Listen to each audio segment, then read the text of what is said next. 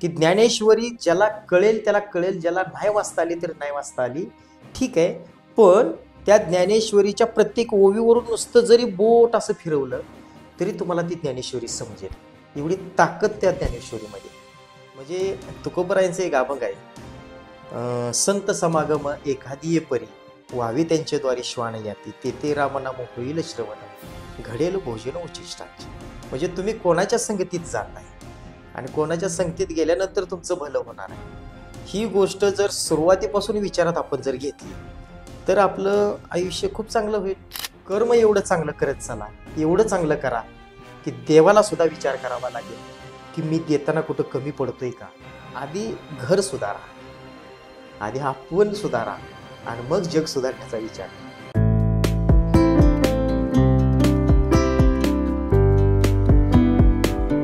मंडळी नमस्कार. आज आपण आलेलो आहोत हरिभक्त पारायण श्री दीपकजी दाभाडे महाराज यांच्याकडं. त्यांच्या आध्यात्मिक प्रवासाविषयी आज आपण त्यांच्याकडून माहिती जाणून घेणार आहोत. त्यांनी आध्यात्मिक प्रवास कसा केला, त्यांचा भक्ती मार्गाचा प्रवास कसा होता, त्याचबरोबर त्यांनी त्यातून परमार्थ कसा साधला, या सर्व गोष्टींची आज आपण माहिती घेणार आहोत. चला तर व्हिडिओला सुरुवात करूया. गुरुजी नमस्कार. रामकृष्ण. रामकृष्ण हरी. तर दैनंदिन जीवनामध्ये भक्ती कशी करावी याबद्दल आमच्या प्रेक्षकांना तुम्ही काय सांगाल? आता दैनंदिन जीवनाचा विचार जर केला तर आता हे धावपळीचं युग म्हणतो आपण, आणि या धावपळीच्या वेळेमध्ये शक्यतो विनोदाचा भाग म्हणून सोडून द्यात. जसा ज्ञानेश्वरी ग्रंथ आहे, जसं तुकोबारायांची गाथा आहे, भगवद्गीता आहे, एकनाथी भागवत आहे, हे जे ग्रंथ आपल्या समोर जसे ठेवलेत तसा एक नवीन ग्रंथ या कलियुगामध्ये आपल्या समोर आहे. तो ग्रंथ म्हणजे मोबाईल हा ग्रंथ एक आहे. कारण मोबाईल हा ग्रंथ असा आहे की यूट्यूबला असेल, फेसबुकला असेल, कोणत्याही माध्यमातून बटन दाबलं की तिथं तुम्हाला सगळी माहिती मिळते. आध्यात्मिक असेल, सामाजिक असेल, शैक्षणिक, सगळ्या माहिती तिथं तुम्हाला मिळते. त्यामध्ये 2 पार्ट आहेत त्या ग्रंथामध्ये. मोबाईल पद्धतीचा जो ग्रंथ आहे त्यात 2 भाग आहेत. एक चांगलंही मिळतं आणि एक वाईटही मिळतं. पण आत्ताचे जर परिस्थितीचा विचार जर केला तर लोक चांगल्यापेक्षा वाईटाला जास्त महत्त्व देत आहेत.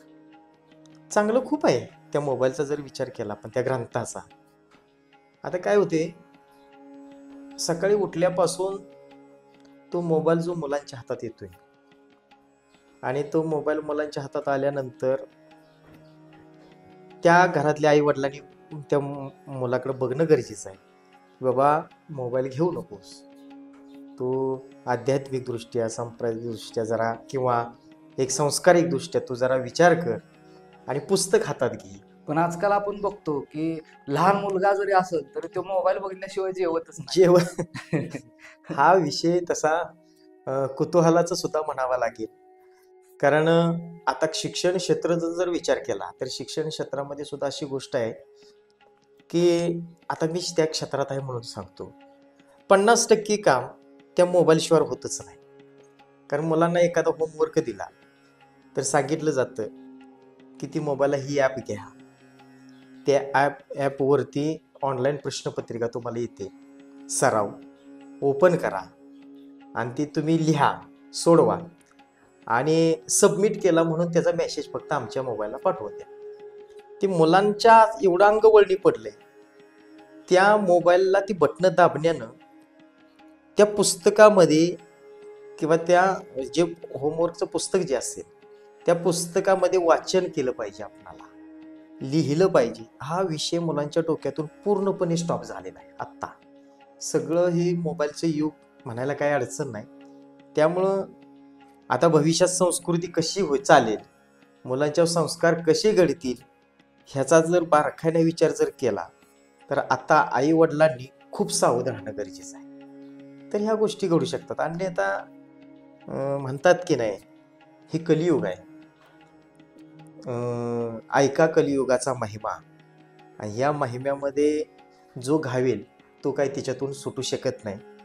पण जर सुटायचं असेल तर एकच आहे, तुम्हाला अध्यात्म टिकवलं पाहिजे. ह्या गोष्टी ह्या अनुसरून मग हे जर अध्यात्म टिकवायचं असेल तर दैनंदिन जीवनात जी भक्ती करायला पाहिजे हा. माणसाने, तर ती कशी? हा, आता तुमचा प्रश्न बरोबर आहे. या धकाबुकीच्या म्हणतो का नाही काळामध्ये जर तुम्हाला अध्यात्म टिकवायचं असेल किंवा संस्कार मुलांच्यावर जर टिकवायचं असेल तर काय केलं पाहिजे? प्रश्न बरोबर आहे. आता आध्यात्मिक दृष्ट्या जर सांगायचं म्हटलं तर सकाळी उठल्यानंतर आई वडिलांचं दर्शन घेणं गरजेचं आहे. दुसरी गोष्ट, मोबाईल हातात घेण्यापेक्षा त्या आई वडिलांनी सांगितलं पाहिजे मुलांना, बाळांनो मोबाईल हे तुमचं आयुष्य नाही, मोबाईल बाजूला ठेवा आणि त्यांच्या हातामध्ये हरिपाठाचं पुस्तक देणं गरजेचं आहे. जरी ते काही तुम्हाला जर त्या गोष्टी करता आल्या नाहीत तरी एक भगवंताच्या देवाऱ्याच्या समोर जाऊन त्या मुलांना हात जोडून देवाच्या समोर तरी उभं राहता येईल एवढी तरी शिकवण तुम्ही दिली पाहिजे. कारण आपल्या भविष्यातलं हे वैभव आहे, मुलं म्हणजे एक वैभव आहे आणि ते घडवायचं असेल तर त्यांना मुलांना उठलेपासून त्यांच्या मुखामध्ये रामकृष्ण हरी विठ्ठल केशव हा मंत्र जप असू द्या, किंवा मी असं म्हणत नाही की माझा विठ्ठल रुक्मिणी आहे, माझा पंढरीश पांडुरंग परमात्मा आहे त्याचंच नाव मुखात घ्या, असं सुद्धा मताचा मी नाही. ज्या इष्ट देवता तुम्हाला प्रिय वाटतात, म्हणजे कुणाला सिद्धोबा वाटतो, सिद्धनाथ वाटतो, कुणाला काळभैरवनाथ वाटतात, म्हणजे कोणते हनुमंतराय असतील, कोणते जी इष्ट देवता ज्यांना आवडते त्यांनी, किंवा आता स्वामी समर्थांचं नामस्मरण, हे जरी त्या मुलाच्या मुखात पहिल्यांदा सुरुवातीला जर आलं तर भविष्यात ती मुलगा खूप चांगल्या पद्धतीचा संस्कारिक मुलगा घडू शकतो. ह्या गोष्टी त्यांच्या समोर आता देणं गरजेचं आहे. मुलांना लवकर उठण्याची सवय लावली पाहिजे. आता परमार्थिक जर विचार, वारकरी संप्रदायाच्या नियमानं जर विचार करायचा म्हटलं तर आता इतरांचं सांगण्यापेक्षा मी माझं वैयक्तिक सांगतो. बरोबर 4ला उठावं लागतं, उठतो. 4ला उठल्यानंतर आपलं जे दिनक्रम असेल तो आटपून ऋषी मुनींची जी आंघोळ असते ते 4 ते 5 या टायमिंगमध्ये असते आणि त्या वेळेमध्ये तुम्ही दिनक्रम करून तुमचा आंघोळ करून एक 15 मिनिटं त्या भगवंताच्या समोर ध्यानस्थ बसावं. पहिले जे योग मुनी, जे योग ऋषी होते ते ह्या पद्धतीची दिनक्रिया करायची.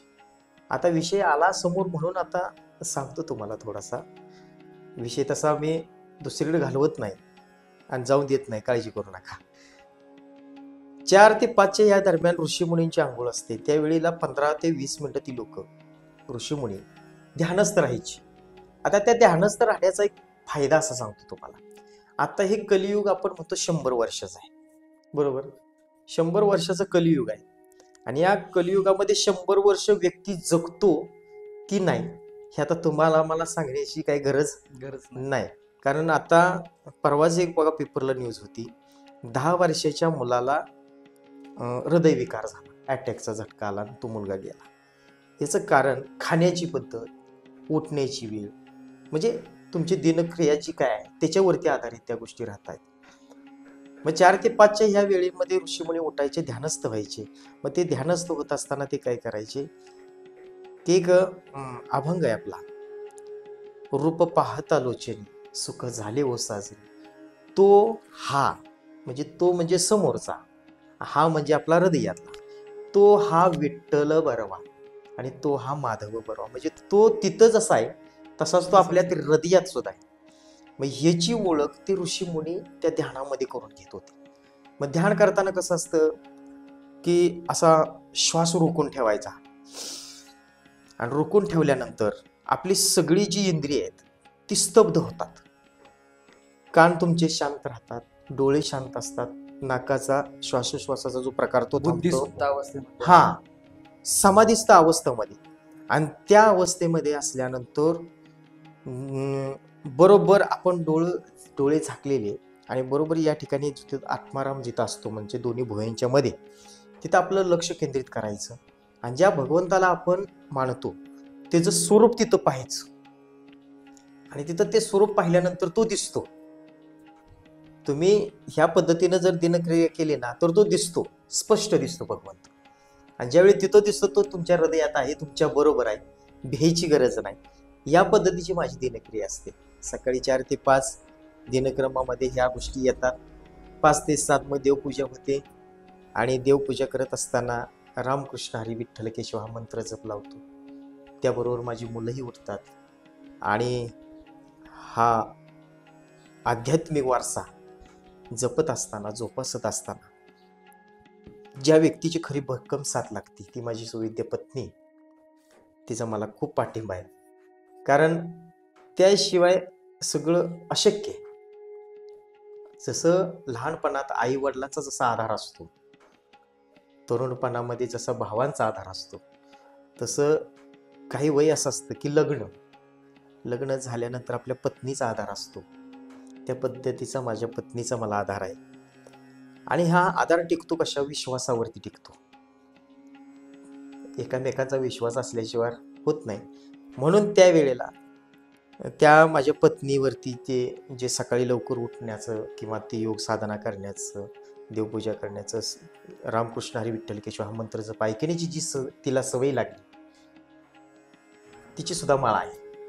शंका कधी कधी येते, महाराज तुमची माळा आहे मग मत मंडळीची आहे का? तर मी जाहीर सांगतो, तिची सुद्धा माळा आहे. ती सुद्धा माझ्यासारखीच वारकरी आहे. तिला तो आनंद मिळू लागला. आता मुलांच्या बाबतीत जर विचार केला तर मुलं सुद्धा आता सुसंस्कृत आहेत. मुलांना सुद्धा परमार्थाची आवड आहे. उठल्यानंतर मला आईवडिलांना म्हणजे आम्हाला म्हणतात रामकृष्ण हरी विठ्ठल केशव, संध्याकाळी हरिपाठाला बसतात, सकाळी काकड्याला उठतात. मला काय सांगायचं आहे हे दुसऱ्याचं मी सांगितलेलं नाही, मी माझ्या कुटुंबातलं सांगितलं. असे जर विचार आपल्या कुटुंबातील प्रत्येक व्यक्तीनं जर केले तर जग सुधारायच्या आधी आपण सुधारूयात, आपलं कुटुंब सुधारूयात, आपल्या मुलांच्यावर आपण अगोदर संस्कार करूयात. मग त्याच्यानंतर ज्यावेळी आपले ते संस्कार आपल्या मुलांच्यावर घडतील, आपल्या कुटुंबावरती घडतील, त्यावेळी कोणाला सांगायची गरज नाही की तुम्ही असं आध्यात्मिकदृष्ट्या, संस्कारदृष्ट्या वागा, कारण प्रत्यक्ष तुमचं स्वरूप समोर दिसते ना. त्यामुळं आधी म्हणतात का नाही, आधी घर सुधारा, आधी आपण सुधारा आणि मग जग सुधारण्याचा विचार. त्या पद्धतीचा थोडासा प्रकार म्हणजे मी वापरला. मी कुटुंब सुधारण्याचा प्रयत्न केला, आध्यात्मिक दृष्टी असेल, सांप्रदायिक दृष्टी असेल, संस्काराचं मोती घरात पेरण्याचा प्रयत्न केला. आणि ते जे आता वटवृक्ष होतोय, रोपटं लावलंय, हळूहळू त्याला पानं फुलं येतील, त्याचा आस्वाद घ्यायला सगळीच आपण येऊ. अतिशय छान संकल्पना आणि छान विचार मांडलेत तुम्ही. मग आता मला हे सांगा की तुम्ही तुमचं घर तर सुधारलं, परंतु समाजामध्ये अशा काही प्रवृत्ती आहेत, तर त्यांचे जीवनमान सुधारण्यासाठी किंवा त्यांचे विचार बदलण्यासाठी किंवा त्यांच्या ज्या काही अडचणी आहेत त्या सोडवण्यासाठी त्या अध्यात्माची जोड घेऊ शकतात का? आता तसा विचार केला तर घेऊ शकतात, कारण अध्यात्माशिवाय तुमचे प्रश्न सॉल्व्ह होऊ शकत नाही. विज्ञान एवढं पुढे गेलं, विज्ञानाला सुद्धा अध्यात्माची जोड घ्यावीच लागली. आणि शैक्षणिक दृष्ट्या सगळ्या दृष्टिकोनातून जरी विचार केला तर अध्यात्म असल्याशिवाय विज्ञान नाही, आणि विज्ञान असल्याशिवाय माणसाची प्रगतीही नाही. आता ज्या लोकांना परमार्थिक अडचणी येतात किंवा म्हणजे आता तुम्ही म्हटला त्या पद्धतीने घरगुती अडचण असतील, कोणते काही असतील प्रसंग, यातून त्यांना बाहेर निघायला पाहिजे, आपणाला काढायला पाहिजे. तर आपल्याला अध्यात्माचा जरा थोडासा अंदाज घेऊन जर त्यांना सुधारण्याचा जर प्रयत्न करायचा म्हटला तर तितकंसं सोपंही नाही आणि तितकंसं अवघडही नाही. कारण का, परमार्थ करत असताना किंवा आध्यात्मिक क्षेत्र निवडत असताना मुळात तुम्हाला त्या अध्यात्म संदर्भात काही माहिती आहे का? तर माहिती नसेल तर तुम्हाला माहिती घ्यावी लागेल. पण महत्वाची गोष्ट सर, माहिती घेत असताना माहिती देणारा विचारवंत आहे का याचा अंदाज घ्या. कारण या जगामध्ये दोन पद्धतीचे सांगणारे असतात. एक सांगतो हां त्याचं बरोबर आहे, एक सांगतो त्याच्या नादाला लागू नकोस. असे दोन गट असतात. मग आपण ज्या गटाबरोबर जाईल त्या पद्धतीचे विचार, म्हणजे तुकोबरायांचं एक अभंग आहे, संत समागम एखादी ये परी, व्हावी त्यांच्याद्वारे श्वान याती, तेथे रामनाम होईल श्रवण, घडेल भोजन उचिष्टांचे. म्हणजे तुम्ही कोणाच्या संगतीत जाताय आणि कोणाच्या संगतीत गेल्यानंतर तुमचं भलं होणार आहे, ही गोष्ट जर सुरुवातीपासून विचारात आपण जर घेतली तर आपलं आयुष्य खूप चांगलं होईल. आत्ताची अडचण अशी होते, मुळात प्रश्न विचारणारालाच लक्षात येत नाही, सांगणाराला ती कळत नाही. त्यामुळे मग आध्यात्मिक क्षेत्रातला माणूस तो त्यांच्या नादालाच लागण्याचा प्रयत्न करत नाही. पण एक गोष्ट तितकी साधी महत्वाची आहे की या कलियुगामध्ये त्या लोकांच्या मनामध्ये परिवर्तन हे करणं गरजेचंच आहे आणि गरजेचं असताना त्यांना अध्यात्माशिवाय गत्यंतर नाही. म्हणून त्यांच्यावरती बदल जर करायचा असेल तर त्यांना ह्या आध्यात्मिक क्षेत्राकडे त्यांना काय म्हणायचं त्याला कशी येतील यासाठी प्रयत्नशील राहिलं पाहिजे आणि प्रयत्न तो हळूहळू चालू आहे. बघूयात आता त्याला कितपत यश येते काय. गुरुजी, तुम्ही कीर्तन करता, प्रवचन करता, विविध आध्यात्मिक कार्यक्रमांना तुमची हजेरी असते, भजन असेल किंवा इतर काय धार्मिक कार्यक्रम असतील, हा. तर यातनं तुम्ही लोकांपर्यंत काही संदेश पोहोचवत असता. तर हे संदेश पोहोचवत असताना तुम्हाला अडचणी येतात का? तुम्हाला आव्हानांना सामोरं जावं लागतं का? किंवा काय असे असतात किंवा नाही का एखाद्याला मानतच नाही, तर अशा काही गोष्टी तुमच्या सोबत घडल्यात का? आता त्या गोष्टीचा जर विचार करायचं म्हटलं तर खूप गोष्टी अशा काय घडल्यात, पण मी त्या गोष्टीचा उल्लेख करू इच्छित नाही. कारण का संतांची एक शिकवण आहे की आपल्या मुखातून दुसऱ्याबद्दल वाईट चिंतू नये आणि जो चिंतत असेल तर त्याच्याबद्दल आपल्या मनात कधीच वाईट येऊन द्यायचं नाही. उलट त्याला चांगला मार्ग कसा मिळेल ह्या गोष्टीची आपण त्यांना जाणीव करून देणं गरजेचं आहे. पसायदान ज्यावेळी ज्ञानोबारायांनी दिलं तुमच्या आमच्या समोर, आता विश्वास मत के देवी येणे वागितने तोषडी मज द्यावे पसायदान, ते पसायदान दिलं. त्या पसायदानाचा जर बारकाईने विचार केला तर अशी गोष्ट लक्षात येते की ज्ञानोबारायांनी सहज सरळ सांगितले की जी माझे आहेत म्हणजे माझ्या भक्तीसाठी माझ्या प्रेमासाठी जी माझ्या जवळ आहेत ते माझ्या जवळच थांबणार आहेत, ते कुठेही जाणार नाहीत. पण परमार्थ सोडून अध्यात्म सोडून जी लोक वाईट वळणाकडे चाललेत, जे रस्ता सोडून चाललेत, तर त्यांना तुम्ही ज्यावेळी ह्या भक्ती माध्यमात आणाल त्यावेळी खरं मला हा परमार्थ टिकवण्यासाठी तुम्ही चांगल्या पद्धतीने योगदान देताय अशा पद्धतीचे विचार ज्ञानोबारायांचे आहेत. म्हणजे मला तुम्हाला काय सांगायचे ते तुमच्या लक्षात आलं असेल की या सगळ्या गोष्टी करत असताना कीर्तन करत असताना तर साधारण पहिलं कीर्तन माझं झालं दिंडीमध्ये दातेवाडीला आषाढी एकादशीच्या निमित्तानं. मला त्यावेळेला गणेश हरिभक्त पारायण ज्ञानमंत्र वारकरी शिक्षण संस्थेचे संस्थापक हरिभक्त पारायण युवा कीर्तनकार विनोदाचार्य गणेश महाराज डांगे विहापूरकर यांनी मला सांगितलं, सर म्हटले तुम्ही फेटा बांधा, तुमची आता गरज आहे परमार्थाला. मग त्यांनी फेटा बांधला. मला काही माहीत नव्हतं. अभंग सुद्धा सोपा होता, देवाची द्वारी उभा क्षणभरी, तोच अभंग होता. चिंतन केलं. त्याने मला त्यावेळी सांगितलं दिंडीमध्ये की 10-10 वर्षाचे कीर्तनकार जे आहेत त्यांना जे जमत नाही ते तुम्ही करून दाखवले, पहिलंच कीर्तन आहे. मग अशी अध्यात्माची सुरुवात आहे. पण असाही वर्ग एक होता की ज्यांनी माझं कौतुक केलं, पण असाही एक वर्ग होता की त्यांनी माझी विटंबना करण्याचा प्रयत्न, मान अपमान करण्याचा प्रयत्न, अपमानास्पद करण्याचा प्रयत्न खूप केला. मी अक्षर त्या दिंडीमध्ये रडलो सुद्धा. पण पुन्हा असा विचार केला, मी निघालोय कुणीकडं पंढरपूरला, मुखात नाव कोणाचं आहे तर त्या संतांचं आहे. मग ते संत काय करायचं ते ठरवतील, त्यांनीच त्या मला वाटेवरती आणले. आणि जिथं वाट संपणार आहे तिथं कोण आहे, माझा पंढरीश पांडुरंग परमात्मा आहे. मग संतांचं कार्य असं आहे की ते मला घेऊन तिथं जातील आणि तिथं गेल्यानंतर तो भगवंत काय करायचं ते माझं ठरवून देईल. आमच्या आध्यात्मिक दृष्टी विचार जर केला तर आम्ही संतांना वकील म्हणतो आणि जो भगवंत आहे ना तो जज असतो आमचा. हे का? कारण आमचे ज्या काही अडचणी असतील, आमचे जे काही विचार असतील, आमच्या ज्या भावना असतात त्या आम्ही त्या संतांच्या जवळ पोहोचवतो. मग ते संत काय करतात, आपलंच ऐकून घेतात, चांगलं ऐकून घेतात, वाईट ऐकून घेतात. मग त्यातलं जे चांगलं असेल ना ते त्या भगवंताजवळ पोच करतात आणि पोच केल्यानंतर त्या ठिकाणी तो भगवंत ठरवतो की हे जर कर्म चांगलं आहे की वाईट आहे. जर चांगलं कर्म असेल तर भगवंत तिथनं तथास्तु म्हणतो आणि तुमच्या भविष्याच्या आध्यात्मिक कार्याला तो शुभेच्छा देतो. या पद्धतीचा विचार करणार आम्ही. जसं आत्ता आपण बसलोय हे सुद्धा त्याचे आशीर्वाद असल्याशिवाय घडू शकत नाही. नाहीतर विचार करा ना, या जगामध्ये किती असंख्य कीर्तनकार आहेत, प्रवचनकार आहेत, भरपूर लोक आहेत, तर एवढ्यातून आपणच बोलतोय आणि ते बी भगवंताच्या विचारानुसार बोलतोय. म्हणजे भगवंताची कृपादृष्टी असल्याशिवाय ह्या गोष्टी घडलेल्या नाहीत.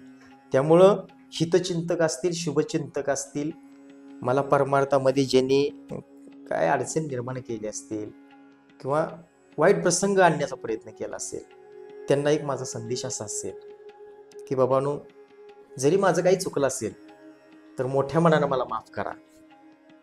आपला रस्ता मोकळा करूयात. जीवन सुंदर आहे. आणि तुमचं जरी काही चुकीचं जो वागलं असलं झालं असेल तरी मोठ्या मनाने मी तुम्हाला क्षमा करतो. पुन्हा एकदा आपण सगळीजण एकत्रित येऊयात आणि हा परमार्थ वाढण्यासाठी सर्वांनी प्रयत्नशील राहूयात. आपले जे ग्रंथ आहेत, धर्मग्रंथ, हं. भगवद्गीता असेल किंवा संत ज्ञानेश्वरी असेल, गाथा असेल, रामायण असेल, हं. हे जे धर्मग्रंथ आहेत, या धर्मग्रंथातला कुठला ग्रंथ किंवा कुठला असं पुस्तक जे तुम्हाला जास्त प्रेरित करतं आणि या परमार्थाकडं तुम्हाला आकर्षित करतं? आता तसा जर विचार केला तर सगळेच ग्रंथ हे लोकप्रिय आहेत. सगळ्याच ग्रंथामधून काही ना काहीतरी तुम्हाला संदेश देण्याचा प्रयत्न केला आहे. धर्म टिकवला पाहिजे, कर्म सिद्धांत असेल, सांख्ययोग असेल, ज्ञानेश्वरीमध्ये सांख्य कर्म असेल, भक्ती, ज्ञान, ह्या सगळ्या गोष्टी आहेत. पण त्यामध्ये जर बारकाईने जर विचार केला तर ह्या सगळ्यांचा सार एकाच गोष्टीवर येतो. तो म्हणजे महाभारतातील एक वाक्य आहे, श्लोक आहे, 2 शब्द आहेत, धर्मक्षेत्रे कुरुक्षेत्रे. म्हणजे ज्या ठिकाणी धर्म आहे त्या ठिकाणी कितीही तुम्ही कसाही प्रयत्न केला, तुम्ही स्वतःचं सिद्ध म्हणजे स्वतःचं व्यक्तिमत्व सिद्ध करण्याचा, तरी तुम्हाला ते अशक्य आहे. कारण ज्या ठिकाणी तुम्ही युद्ध करायला गेलाय त्या ठिकाणी धर्माचाच विजय होणार आहे. मग कितीही तुम्ही काही मग क्लुप्त्या लढवा, काही करा, तरी तिथं तुमचा धर्मच त्या ठिकाणी जिंकणार आहे. आता जर ज्ञानेश्वरीमध्ये जर विचार केला तर भगवंतानी अर्जुनाला हे सांगितले, ज्यावेळी महाभारताच्या युद्धामध्ये, महाभारत चालू होतं, युद्ध होतं धर्मक्षेत्रावरती, कुरुक्षेत्र चालू होतं, तर आंधळ्या धृतराष्ट्रानं संजयाला प्रश्न विचारला. काय विचारलाय की माझी मुलं आत्ता कशी आहेत? आंधळा धृतराष्ट्र जो आहे, जो कौरवांचा पिता आहे, त्यांनी विचारलं की माझी मुलं कशी आहेत? मग त्यावेळी संजयानं सांगितलं की ज्या धर्मक्षेत्रावर कुरुक्षेत्र खेळाय तुमची मुलं जी गेली त्या ठिकाणी तो धर्माचं रक्षण करणारा, धर्माचा पालन करणारा, तो जगत अवतार म्हणून कोण आहे? तर भगवान श्रीकृष्ण आहेत. त्यांची आठवण करून दिली. आणि काही काळानंतर त्याच्यानंतर ती जसे कौरवाची मुलं किंवा सैन्य जसे मृत्युमुखी पडू लागले, तसं धृतराष्ट्राला भीती वाटू लागली की काय ना, आता आपली मुलं आता ह्याच्यातून नष्ट होणार आहेत. भीती कोणत्या गोष्टीनं वाटू लागली? कारण त्याची मुलं नास्तिक होती, स्त्री लंपट होती, विचार करण्याची प्रवृत्ती त्यांची चुकीच्या पद्धतीची होती. मग असे वाईट विचार असणारे, विध्वंसक विचार असणारे त्या धर्मक्षेत्रावरती टिकूच शकत नाहीत. म्हणून टिकण्यासाठी काय करावं लागेल असं धृतराष्ट्र संजयाला विचारत होता. मग त्यावेळेला संजयाने सांगितलं, तू तुझ्या दुर्योधनाला आवर. आणि दुर्योधन असा होता की तो आवरू शकत नव्हता. म्हणून त्याच्यानंतर ते महाभारत घडलं, ते सगळ्यांना परिचितच आहे. मला सांगण्याची गोष्ट एवढी आहे, या सगळ्या ग्रंथातून फक्त सगळ्यांनी एकच शिकवण दिली की धर्म टिकवला पाहिजे. तुमचा जर धर्म टिकवला तर तुमचा म्हणजे भविष्यातला तुमचं स्वतःचं जीवनमान जगण्याचा, समाजाला 4 गोष्टी शिकवण्याचा किंवा परमार्थ टिकवण्याचा हा सगळा जो अट्टाहास जो केलाय संतांनी, तो एकाच शब्दावर माझ्या तर माहितीनुसार दिसून येतो की धर्मक्षेत्रे कुरुक्षेत्रे. तुम्ही धर्म करत चला, धर्मानं वागत जा, धर्मानं आपली विचारसरणी वाढवा, समाजामध्ये धर्म पसरवा, तर तुमच्या भविष्यामध्ये तुम्हाला कोणत्याही गोष्टीची आध्यात्मिकदृष्ट्या तरी अडचण येणार नाही. आणि जे कोण निर्माण करत असतील त्यांना एक संदेश मगाशीच सांगितला आणि आता पण सांगतोय की बाबांनो, झालं गेलं गंगेला मिळालं. तुमचं आयुष्य किती झालंय बघा. 10-10 वर्षाच्या मुलाला जर अटॅक येऊन मरत असेल तर आपलं किती राहिलं याचा विचार करा.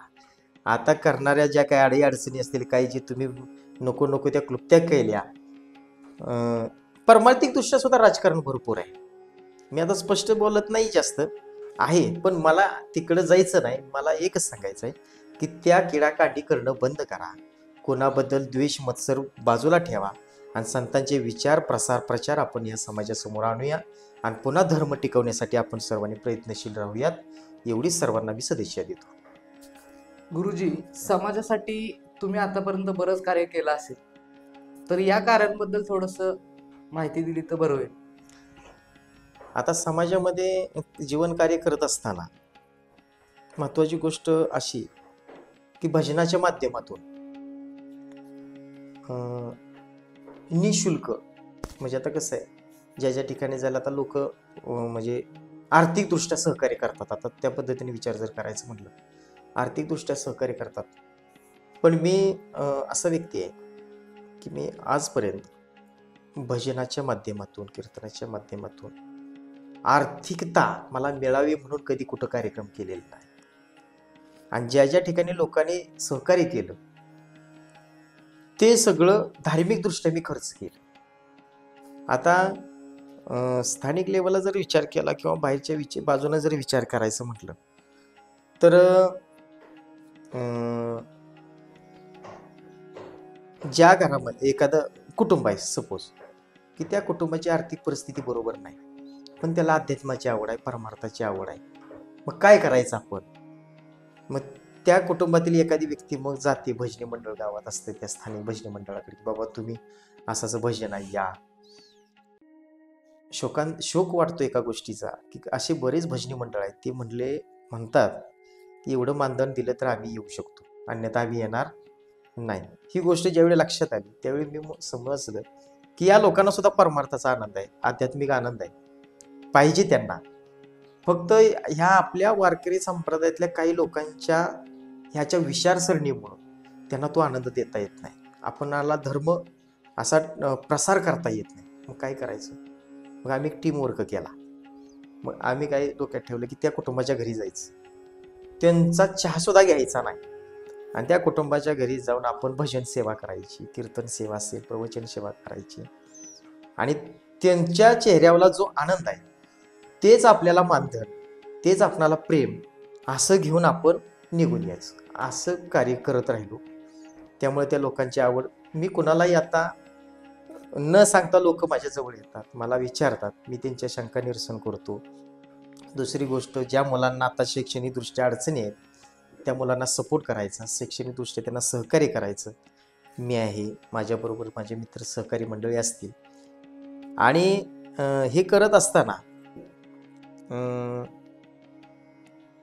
आर्थिक बाजू, आता महत्वाची गोष्ट, हे जीवन जगत असताना सगळ्यात महत्वाची गोष्ट आहे आर्थिकता. आता प्रत्येक जण म्हणतील की परमार्थ करताय मग पैसे कशाला घेता, मानधन का घेता? तर बाबांनो, मी एक सांगू इच्छितो, ह्या जगात जर तुम्हाला खरं जगायचं असेल तर आर्थिकतेशिवाय पर्याय नाही. तुम्हाला त्याची गरज पाहिजे, पण गरजेपेक्षा जास्त उपयोग नाही त्याचा. तुम्हाला आता इथून सपोज आता माझं रिसवड गाव आहे, रिसवड गावामधून मला कराडला जायचं असेल तर मला खर्च किती आहे? तर 50 रुपये जायचे, 50 रुपये यायचे, म्हणजे 100 रुपयाची नोट असली की भागते. मी त्या 100 रुपयाच्या वरती 1 रुपया सुद्धा कुणाकडे मागणं गरजेचं नाही, कारण माझं यायचा जायचा प्रवास खर्च निघाला, विषय संपला. पण ह्या गोष्टी करत असताना माझ्या गुरुजींनी मला एक सांगितलं की तुम्ही परमार्थ करताय, अध्यात्म करताय ना, तर बाळा, तुला ज्यावेळी हे करत असताना तुला एक गोष्टीचं तंतोतंत पालन करावं लागेल. म्हणलं गुरुजी कोणती? ते म्हणाल गुरुजी कोण? तर श्री गुरु बापूसाहेब महाराज देवकरांनी मला सांगितलेला की तुला ज्यावेळी परमार्थ करायचा आहे ना त्यावेळी 2 गोष्टी पाळ. कीर्तनाला जा, भजनाला जा, तिथं गोड असं भगवंताचं श्रवण कर, गायन कर, तुझे जे काही विचार आहेत ते मांड, संतांचे विचार प्रसार कर, पण तिथून पाण्याची सुद्धा अपेक्षा करू नको. आणि ज्यावेळी घरातून बाहेर पडणार आहेस त्यावेळी खिशात तुझ्या येण्या जाण्याची वाटखर्ची खिशात तुझ्या पाहिजे. याचा अर्थ काय झाला? तर आपण त्यांच्याकडून काही मागायचं नाही, काही घ्यायचं नाही, कसल्याही गोष्टीची अपेक्षा करायची नाही. हा उदात्त हेतू मी माझ्या स्वतःपासून अवलंबायला सुरुवात केली.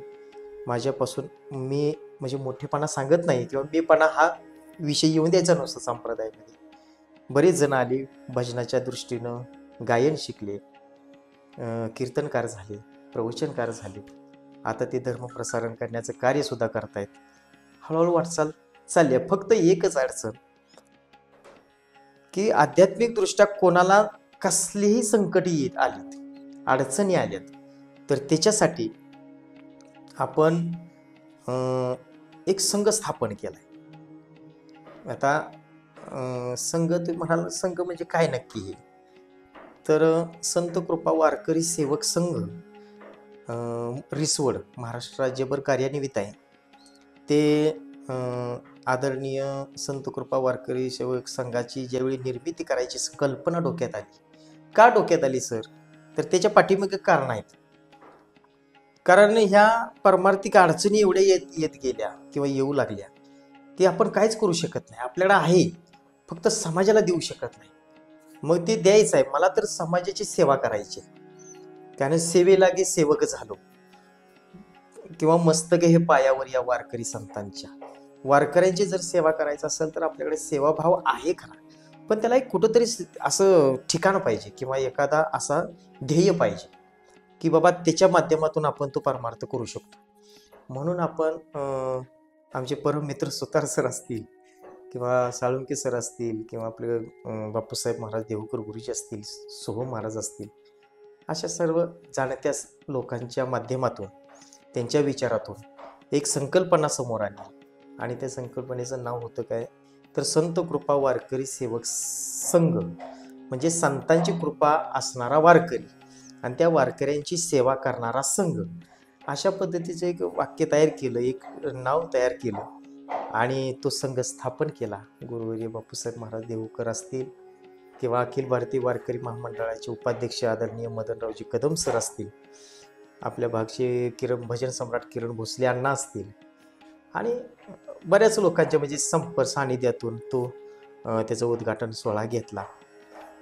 आणि ह्या सेवक संघाच्या माध्यमातून तुम्ही जो प्रश्न विचारला मला, त्याचं सार मी सांगतोय आता इथं, की या ठिकाणी हे उद्घाटन करत असताना हा विषय डोक्यात ठेवला की या ठिकाणी गावातील नाही, भागातील नाही, तालुक्यातील नाही, जिल्ह्यातील नाही, तर महाराष्ट्रातला जो वारकरी त्या वारकऱ्यांचं प्रश्न सोडवण्याचं एक व्यासपीठ आपल्याला कुठंतरी निर्माण झालं पाहिजे. कारण वारकरी असं आहे की त्यांचे विचार तो कुठं असं स्पष्ट मांडू शकत नाही. त्याला कुठंतरी एक ठिकाण असं लागतं की त्या ठिकाणी आपण ते विचार मांडू शकतो.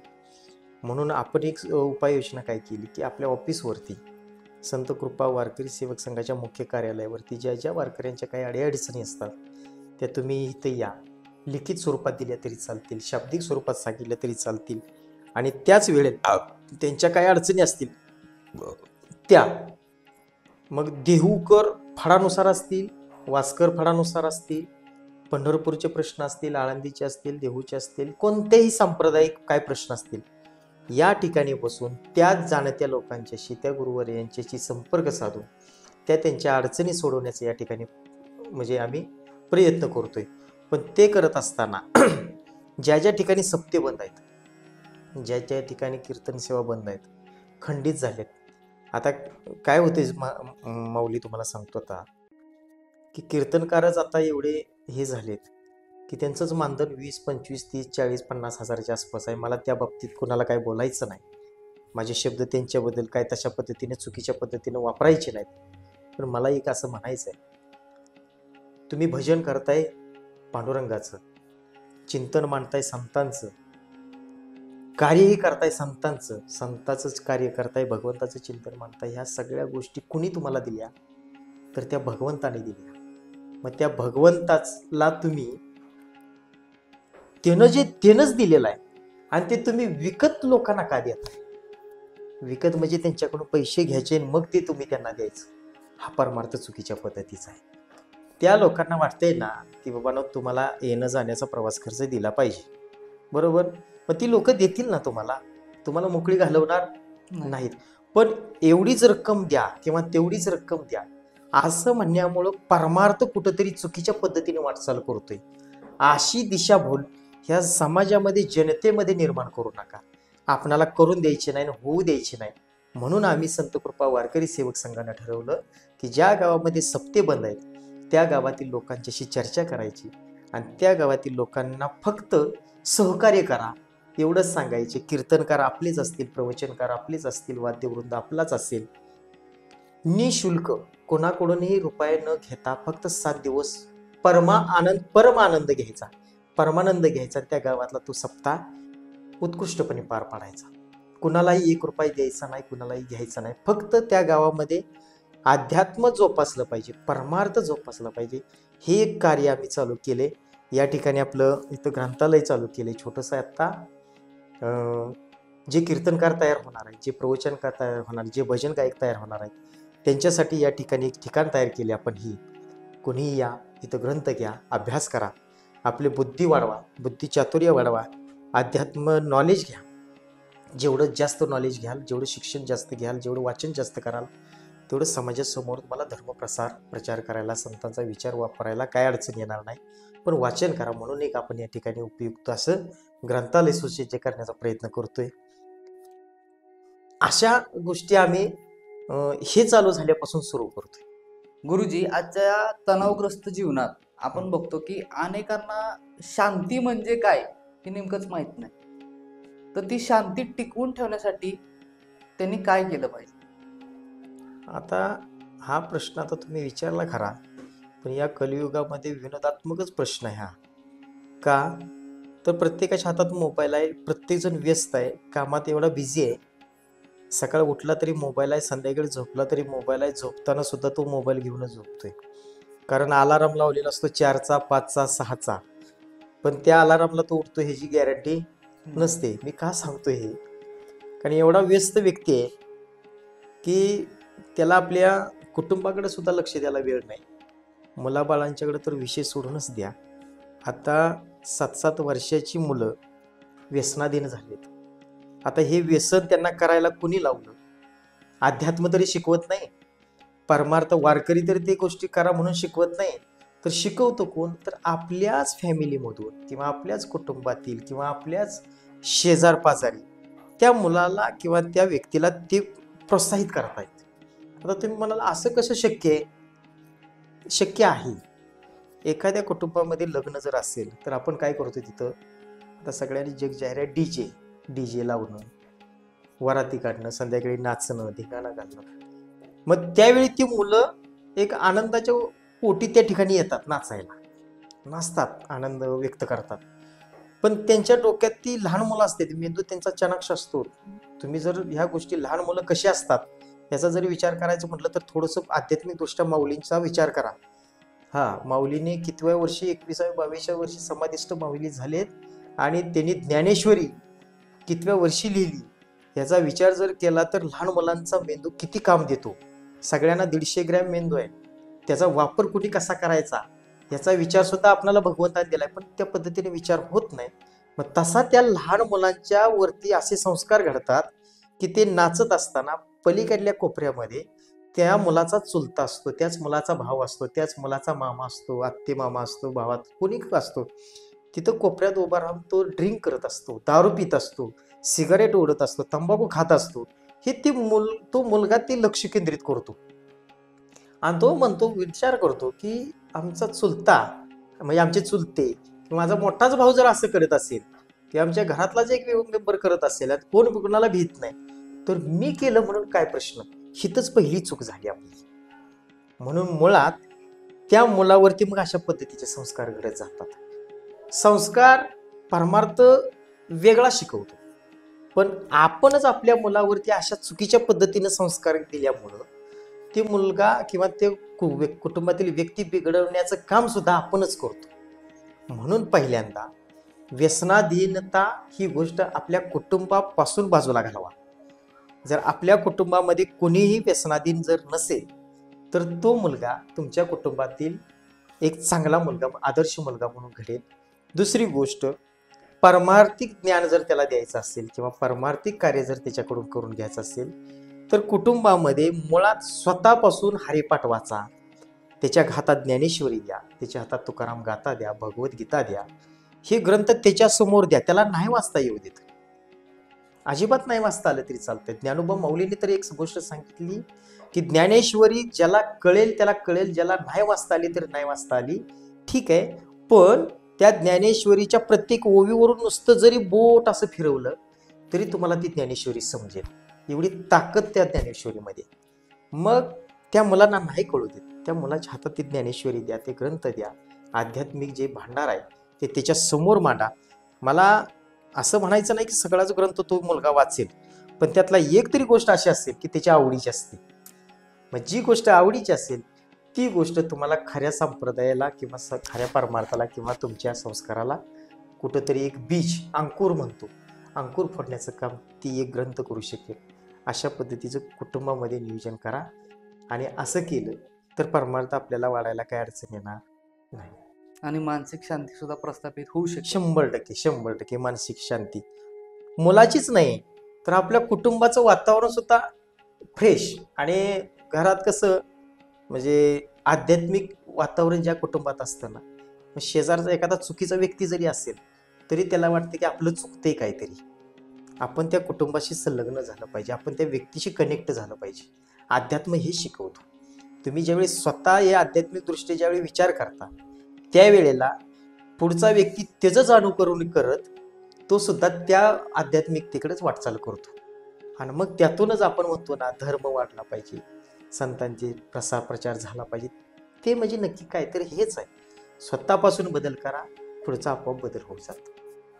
धन्यवाद गुरुजी, आपण आलात, तुमच्या आध्यात्मिक प्रवासाबद्दल आम्हाला माहिती दिलीत. त्याचबरोबर तुम्ही जे समाजकार्य करताय, संत कृपा वारकरी सेवक संघाच्या माध्यमातून जी तुम्ही सेवा करताय, मला वाटतं सर्व वारकऱ्यांना, सर्व भक्तांना याचा नक्की लाभ होईल. अशाच माहितीपूर्ण व्हिडिओसाठी जेव्हा केव्हा तुमची गरज आम्हाला लागेल तेव्हा तुम्ही आमच्यासाठी उपलब्ध व्हाल अशी आशा ठेवतो आणि आपले आभार व्यक्त करतो. धन्यवाद. हो, मला आभार व्यक्त करायच्या पूर्वी एक गोष्ट मला सांगू इच्छितोय की या तळागाळातील आत्ता जो व्यक्ती आहे, नवीन तरुण युवकांच्यासाठी एक मला सल्ला असा द्यायचा आहे की ज्या ज्या गावात परमार्थ कमी पडतोय त्या त्याच गोष्टी आपल्या गावात वाढल्या पाहिजे. संस्काराचं मोती पिकलं पाहिजे, धर्म टिकला पाहिजे, परमार्थ रुजला पाहिजे. त्यामुळं आध्यात्मिक क्षेत्रामध्ये जिथं जिथं गावामध्ये जी तरुणाई आहे त्या सगळ्यांनी असा विचार करा, संकल्प करा की आपल्या गावामध्ये जर सुसंस्कृत गाव जर आपल्याला घडवायचं असेल, गावागावातली मुलं चांगल्या वळणाला लावायची असेल, व्यसनापासून दूर घालवायचे असतील, तर तरुणांना एक माझं आव्हान आहे की तुम्ही समोर या, तुम्ही फ्रंटला या आणि लोक जनजागृती करा. अध्यात्म पसरवण्यासाठी तुम्हाला ज्या ज्या गोष्टीचं सहकार्य पाहिजे असेल त्या त्या सहकार्यासाठी मी संत कृपा वारकरी सेवक संघाचा संस्थापक अध्यक्ष म्हणून मी सांगू इच्छितो की तुम्हाला आध्यात्मिक दृष्ट्या ज्या ज्या गोष्टीची गरज आहे ते मी तुम्हाला पुरवण्याचा किंवा त्यावेळी देण्याचा मी नक्की प्रयत्न करेन. आणि एक सामान्य कुटुंबातील एक सामान्य वारकरी, होय होय वारकरी पाहे पाहे रे पंढरी, काय करावी साधने फळ अवघेची येणे, अभिमान नोरे कोड अवघेची पुरे, आणि शेवट तुकोबराने सांगितले तुका म्हणे डोळा विठो बैसला सावळा. वारकरी व्हा, अभिमान मनात आणू नका, कुणाबद्दल वाईट मत्सर निर्माण करू नका. कर्म एवढं चांगलं करत चला, एवढं चांगलं करा की देवाला सुद्धा विचार करावा लागेल की मी देताना कुठं कमी पडतोय का. म्हणून देवाची सुद्धा भावना अशी झाली पाहिजे की मला ह्याला जेवढं देता येईल तेवढं देण्याचा प्रयत्न करता येईल. आणि संतांचे सुद्धा असे विचार झाले पाहिजेत, बस एवढ्या व्यक्तीनं परमार्थ केला पण तो माझ्या काळजाला लागला, माझ्या जवळ पोचला. निळोबारायांच्यासाठी तुकोबारायांनी वैकुंठातून पुन्हा परत आले, त्यांच्या कन्येसाठी मुलीसाठी सुद्धा वैकुंठातून तुकोबारायांना परत यावं लागलं. तसंच आता तुम्ही चांगले विचार ठेवा आणि यत कदाचित या कलियुगामध्ये पुन्हा एकदा तुमच्या या आध्यात्मिक वारसेमुळं किंवा तुमच्या या भक्तिरूप प्रेमामुळं तुकोबारायांना पुन्हा एकदा खाली येण्याचा कधीतरी चान्स कुणीतरी द्यावा, एवढीच या ठिकाणी माझी भावना व्यक्त करतो. मला 4 शब्द बोलण्याची तुम्ही संधी दिली आणि नक्की तुम्हाला सांगतो याच्यातून नक्की लोकांच्या चांगल्या पद्धतीचा प्रसार प्रचार होईल. त्याच्यासाठी मी नेहमी कटिबद्ध आहे. चांगल्या गोष्टीसाठी मी तुमच्या बरोबर आहे, चुकीच्या गोष्टीबद्दल मी रामकृष्ण हरी. रामकृष्ण. रामकृष्ण हरी.